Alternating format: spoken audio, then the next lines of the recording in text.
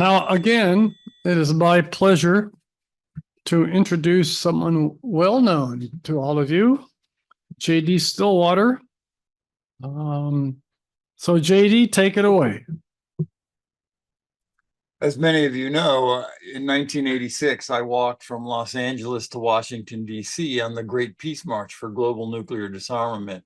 It was a pivotal year in my life in so many ways, which is why it keeps coming up and why you've heard me mention this before. And one of the lessons I learned that year and seem to have to keep learning goes by the shorthand Manure Warehouse. But you need some background before I can even tell the story. The first organizer of the Great Peace March was a nonprofit called Pro Peace, which is short for People Reaching Out for Peace. And they attracted me and many others with promises of 5,000 people living and traveling in a vast tent city of 5,000 people in 2,500 tents, walking from LA to DC en masse with hot showers every morning, rock star concerts every night, and overwhelming impact. Well, we walked out of Los Angeles on time on March 1st, but with only about 1,200 people, a crippling lack of liability insurance, and Pro-Peace staggering under $500,000 in debt that they hoped they could fundraise away once we got on the road. 2 weeks later, as we walked into a little town called Barstow on the edge of the Mojave Desert, Pro-Peace announced that they were bankrupt and told us all to go home. And all but about 400 of us did go home as repo men descended on our campsite to take away all the equipment. And what remained was a diverse group of people, and we each did whatever we could. So, the skilled mechanics removed essential pieces from the trucks that pulled our kitchen and our porta potties, thereby stymieing some of the repo men. The attorneys among us sought an injunction against further repossessions, arguing successfully that 400 people on the edge of the desert needed that stuff to survive. And those same attorneys quickly cobbled together a new 501c3 corporation. People with commercial kitchen skills, including me, made food. Musicians played in local bars for tips, and those tips went to the march effort, and so on. Well, the shower trucks were among those that got repossessed, and the media further relieved us of any remnants of glamour with gleeful headlines about the death of the Great Peace March. Nevertheless, we persisted, and about 2 weeks later, we left Barstow and headed out into the desert as a pretty tough, lean, scrappy, and often stinky band of 400 activists who were determined to walk all the way to Washington, D.C. for global nuclear disarmament. Why am I telling you this now, this year? Well, the March community remains close, maybe about as close as soldiers who've experienced combat together. As I said, we were a diverse group, and although most of us remain committed to nonviolence and are generally still progressive politically, nearly 40 years have gone by, and things change. I'm not sure why, but some marchers have come to see me as emblematic of something, and they write to me on Facebook Messenger. And until the last couple of years, those conversations were usually almost always respectful, even in strong disagreement sometimes. But recently, 2 of those conversations with 2 of my Peace March buddies became extremely rude and crude, violent, and from my perspective, completely unhinged from reality. After a while, I got kind of tired of being called horrible names in spite of trying to be respectful myself. So I put these 2 guys together in a group chat. And I admit that I was partly motivated by potential entertainment value. But I honestly didn't know if they would mostly agree or disagree with each other. I just knew they were both passionate to the point of vehemence. Well, here's an excerpt from what ensued.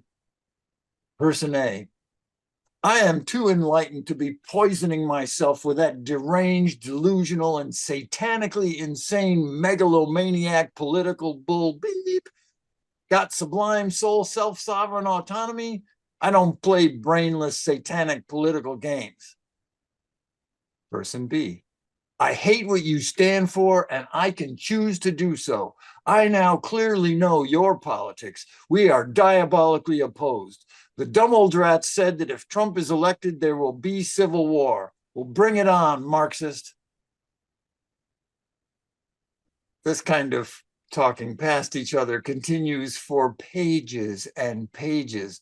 One claiming to be so spiritually enlightened that he's above all politics, while flinging violent insults at everyone who isn't so enlightened. And the other one labeling anyone who criticizes Donald Trump as a Marxist and an enemy that he is eager to gun down. Now, keep in mind, I cherry-picked those two excerpts to avoid the dozens of F-bombs and for being even marginally intelligible. And of course, you can't see the entire sentences that were in all capital letters and the 6 exclamation points in a row and the emojis and all that. And to be fair, there may be some mental illness involved here, but it got to me how we had gotten to this point in a community of people who walked together for 9 months for peace. More importantly, I was dogged by the question of how to heal this. How do we heal this? The thing is, I already know. I know because of something I witnessed, I participated in on the march, in a warehouse full of manure. Once we were out of the desert and up over the Rockies, the marchers became deeply polarized around one particular issue that today, decades later, feels kind of petty and insignificant, but it was a big deal at the time. In the beginning, we had all walked together from campsite to campsite with banners and flags and a lot of fanfare. But as the days and miles wore on, the late night campfire talkers and the early to bed, early to rise folks kind of naturally fell into distinct patterns. The early risers would get up with the sun and eat breakfast when it was served and leave with the flags at the regular time to walk to the next site. In my memory, that was about half of us. The other half got up whenever they woke up, caught the end of breakfast or just skipped it, and hit the road when they felt like it. And this arrangement was great for preventing long lines at the porta potties and the water trailer in the early mornings, and of course at the kitchen truck for breakfast. It also spread out the workload for those people who were loading the trucks that carried our tents and duffels, which was especially helpful if it was raining. On the roads, it stretched the column of marchers out to miles long, visible throughout the day, but it also meant that drivers and local people along our route would see sporadic clumps of people walking with no banners or flags to explain who we were or why we were walking through their county. It also meant that the people serving lunch at the halfway point had to wait for a long time, either not giving lunch to people or delaying whatever they had to do and cleaning up the site there. So we began to split into these two kind of polarized factions, those who thought we should march together in a unified group, and those who thought each marcher should have the freedom to walk when it was best for them.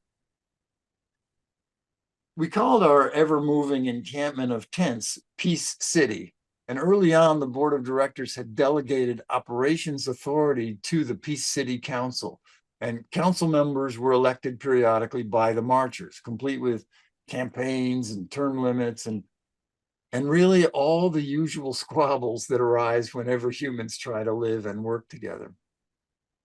Well, at some point, the early risers brought a proposal to city council that would require everyone to start walking at the appointed time in the morning.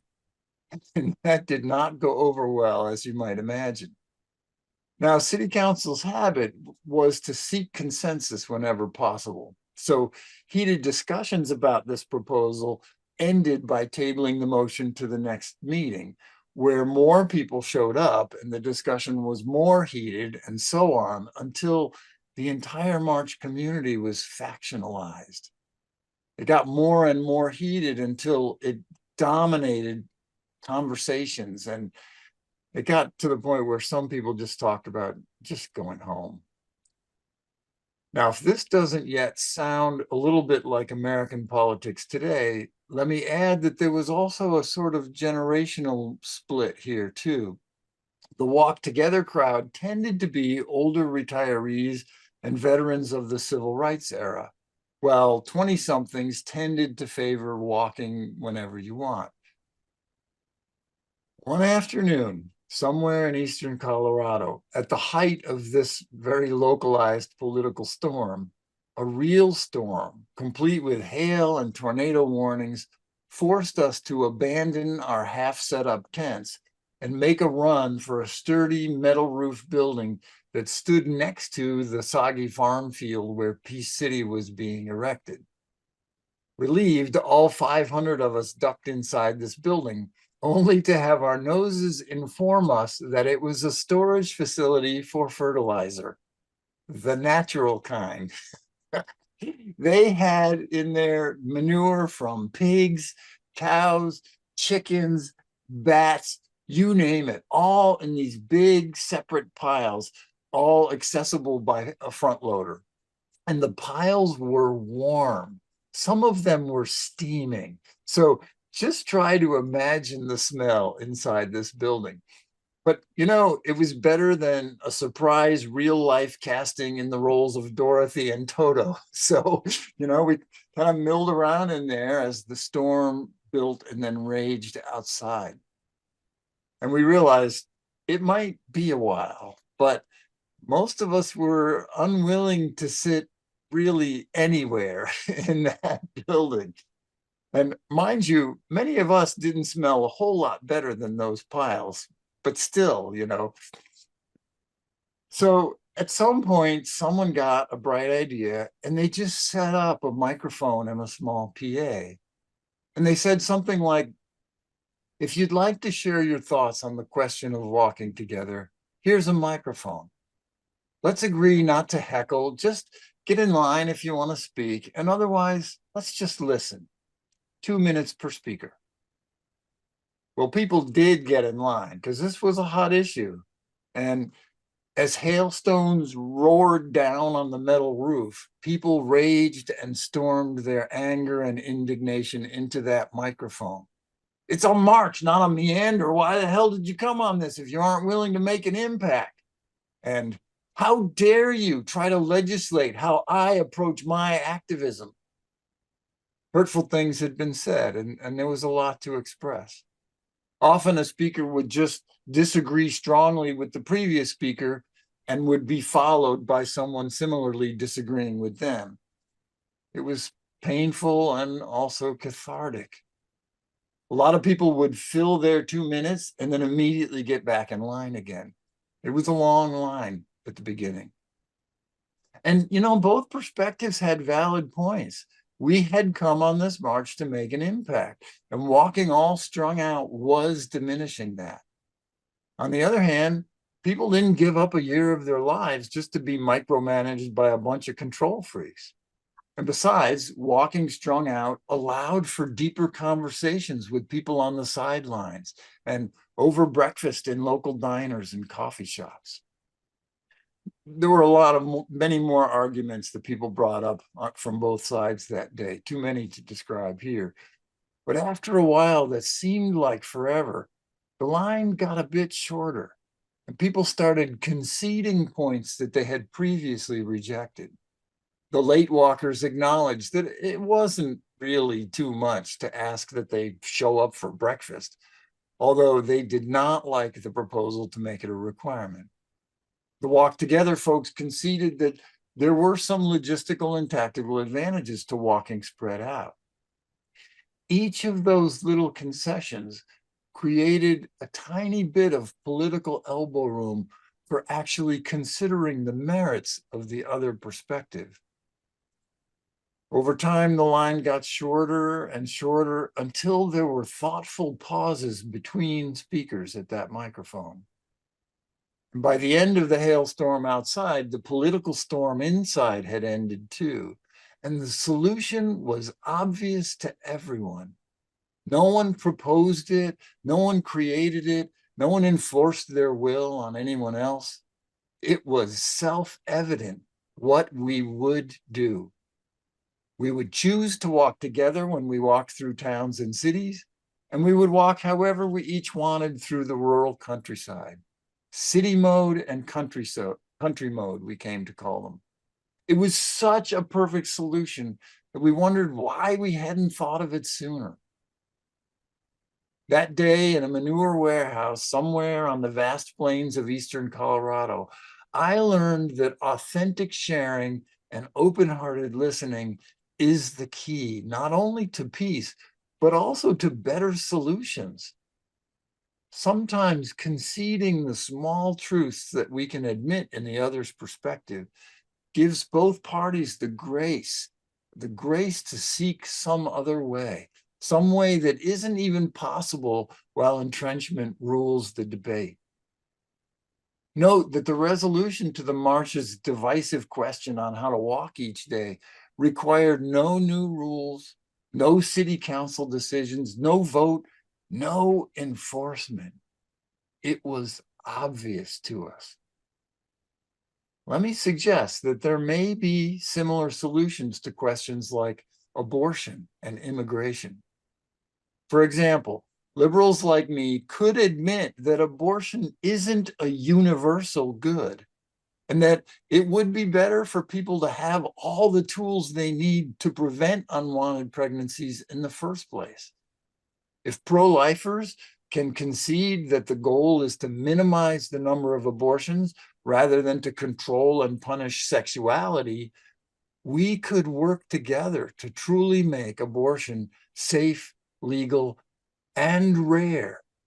I don't think my side has emphasized the "and rare" part nearly enough. In today's political landscape, are we sharing and listening vulnerably? Is it even safe to these days? Can we trust that our listening and sharing won't get weaponized? And that being vulnerable might give permission for the other side to soften a bit too?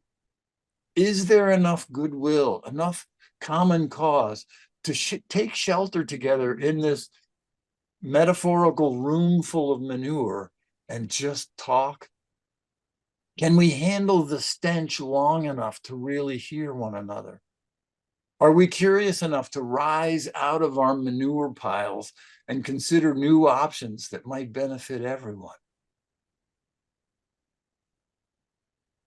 Manure can smell pretty bad, but the nutrients it contains are tremendously valuable to farmers. That's why that manure warehouse was there.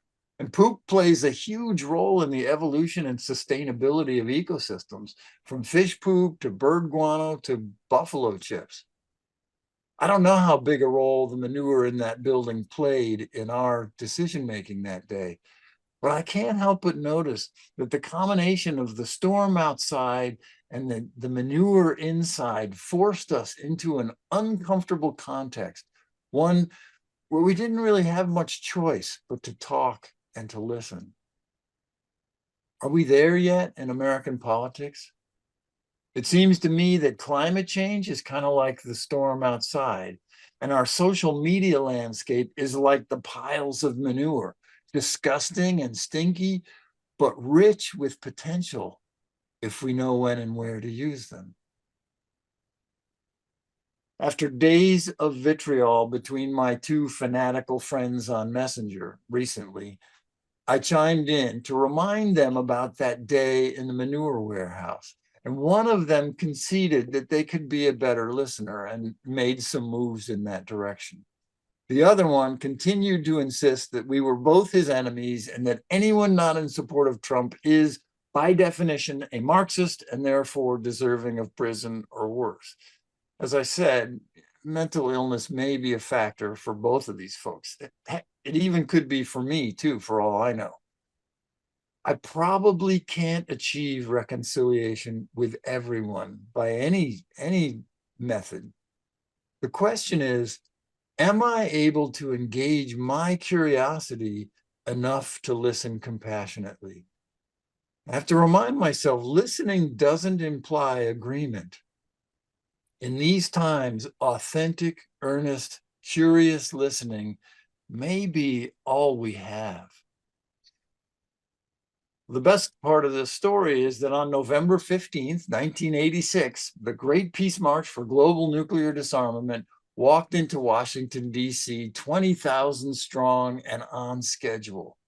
We had crossed endless cornfields in country mode, enjoying the scenery and good conversations in leisurely singles and pairs. And we had marched in a loud, compact, unmistakable column through small towns like Coralville, Iowa, and down the glass canyons of big ones like Chicago, Cleveland, and New York.